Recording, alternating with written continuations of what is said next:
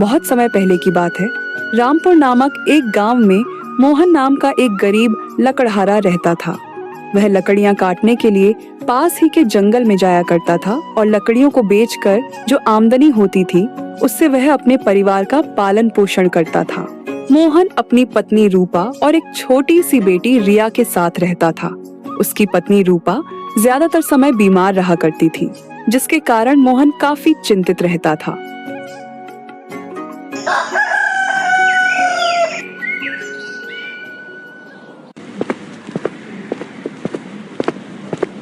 भाग्यवान, मैं काम पर जा रहा हूँ। तुम याद से अपनी दवाइयाँ खा लेना।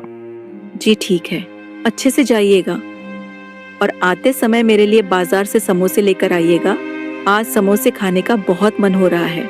ठीक है भाग्यवान, मैं समोसे लेकर आऊंगा। तुम अपना और रिया बेटी का ख्याल रखना। इतना कहकर मोहन लकड़ियां काटने के लिए पास ही के जंगल की तरफ चला जाता है। वह लकड़ी काट रहा था कि तभी उसकी नजर एक पत्थर पर पड़ती है जो सूर्य की किरणों के कारण काफी चमक रहा था। अरे, वह क्या चीज है जो इतना चमक रहा है? मोहन पत्थर के पास जाता है और उसे उठा लेता है। वह जैसे ही पत्थर को छूता है उसकी सारी थकावट दूर हो जाती है। अरे, इस पत्थर को छूते ही मुझे एकदम तरोताजा महसूस कैसे हो रहा है। जरूर यह कोई रहस्यमयी पत्थर है।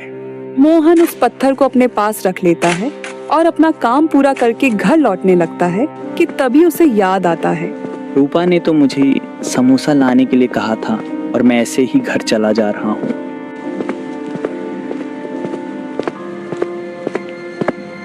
फिर वह समोसे खरीदने के लिए बाजार चला जाता है।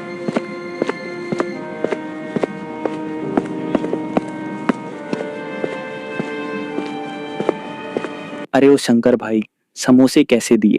1 रुपये के 1 समोसे है मोहन भाई। बोलो कितना दूं? ठीक है, 10 पीस दे दो।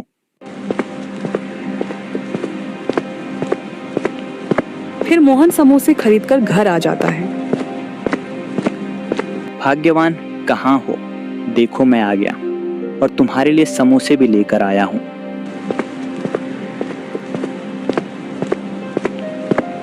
फिर वे दोनों समोसे खाने लगते हैं। समोसा खाते खाते मोहन के साथ जो चमत्कार हुआ था उसके बारे में रूपा को बताता है। अजी, वह पत्थर कहाँ है? मुझे दिखाइए।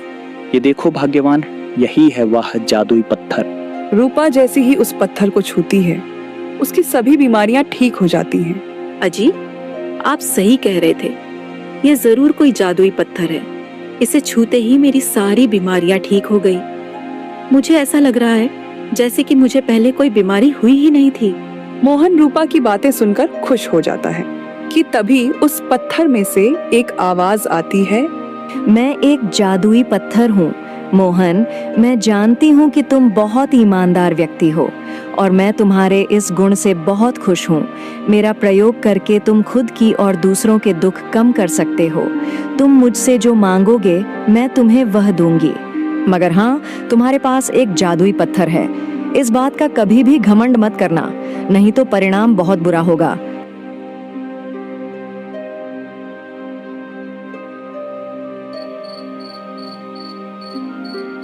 मोहन को उस रात नींद नहीं आती है। उसके दिमाग में बार बार जादुई पत्थर की बात घूम रही थी।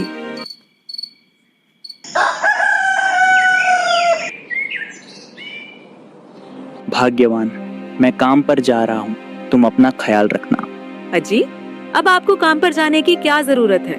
क्या भाग्यवान, तुम तो सुबह सुबह ही मजाक कर रही हो।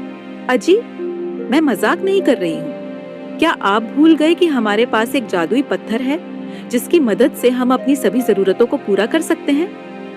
क्यों ना आप उस जादुई पत्थर से कुछ धन की मांग करें। मोहन उस जादुई पत्थर को अपने हाथ में लेता है और कहता है, हे जादुई पत्थर, मुझे बहुत सारा धन और स्वर्ण आभूषण मिल जाए। बस मोहन की इतना कहते ही वहाँ पैसे और गहनों का ढेर लग जाता है। फिर मोहन उन गहनों को शहर में ले जाकर बेच देता है। ऐसा ही कुछ दिनों तक लगातार चलता रहता है। मोहन उस जादुई पत्थर से कभी खाने पीने का सामान तो कभी कपड़े मंगाता था और सभी चीजों को शहर में ले जाकर बेच देता था। आने वाले कुछ ही महीनों में मोहन उस गांव का सबसे अमीर व्यक्ति बन गया था, लेकिन इस बात का उसे जरा भी घमंड नहीं था। वह पहले की तरह ही सबसे मिलजुल कर रहता था। वह आधे से ज्यादा पैसे तो गरीबों में दान कर दिया करता था। उसने गरीब बच्चों के पढ़ाई के लिए स्कूल बनवाए। वह कुछ ही दिनों के अंदर रामपुर गांव का हीरो बन गया था। लेकिन ये बात उस गांव के जमींदार धनीराम को पच नहीं रही थी। अरे, आखिर ये मोहन का बच्चा करता क्या है जो उसके पास इतने पैसे आ रहे हैं? कुछ दिनों पहले तक तो यह मुझसे पैसे कर्ज पर लेता था और आज यह मुझसे भी ज्यादा अमीर हो गया। जरूर दाल में कुछ काला है, लेकिन मेरा नाम भी धनीराम है। मैं इसका पता लगा कर रहूंगा।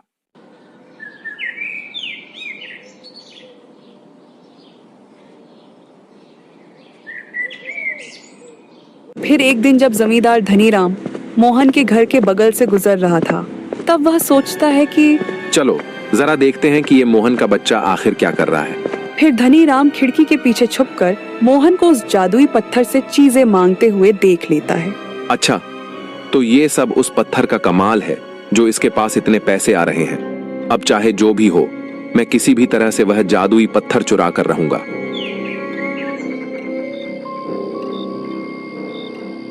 फिर रात हो जाती है।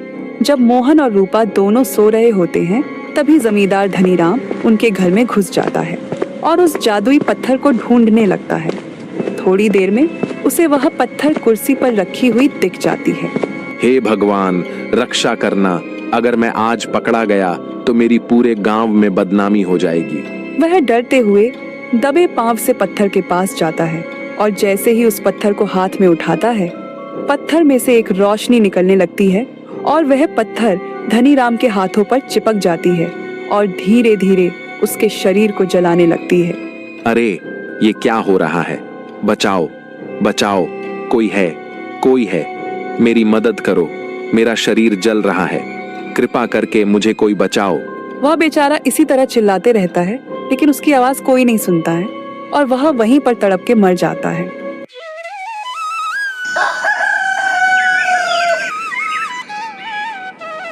इसी तरह वह पत्थर हमेशा के लिए मोहन के पास रह जाती है और मोहन की सभी इच्छाएं पूरी करती है।